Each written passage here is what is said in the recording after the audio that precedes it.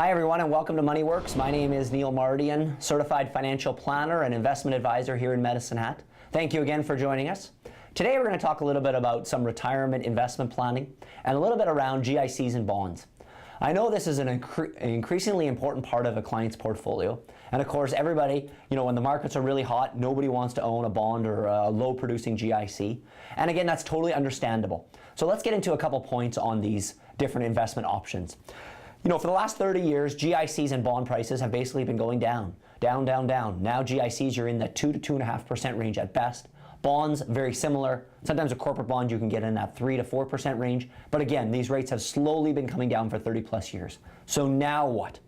Well, with bonds bumping up against generational lows, it's difficult to believe that fixed income investments even provide anywhere near the same returns they did over the last, of course, 3 decades. With rates declining, and like I said, that 3 to 5 year rate being in that 2 to 2.5% range, there's no real income from bonds after inflation, or GICs for that matter. This may be a simple expensive shock absorber for times when stocks are down. However, be aware of these declining rates. The situation today could be scarcely more different than a picture a generation ago.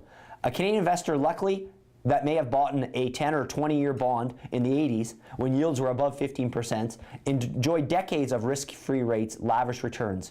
People who purchased a long-term GIC today with rates in that 2.5% range is challenging to even just make inflation. So the key here is to obviously make sure you have a diversified portfolio. Don't bank on those GICs and bonds, of course, producing those high returns in that 6-7%. You need some sort of equity exposure, some sort of stock, some sort of dividend-paying types of investments to be able to subsidize and enhance your income going forward down the road. Please meet with a good certified financial planner, a great investment advisor. They will point out how to enhance this. Of course, you have to deal with the volatility that goes along with this a little bit, but in the long term, it will definitely enhance your return today to live a better retirement. Thank you for joining us today on Moneyworks. My name is Neil Mardian, and remember, people don't plan to fail, they sometimes just fail to plan.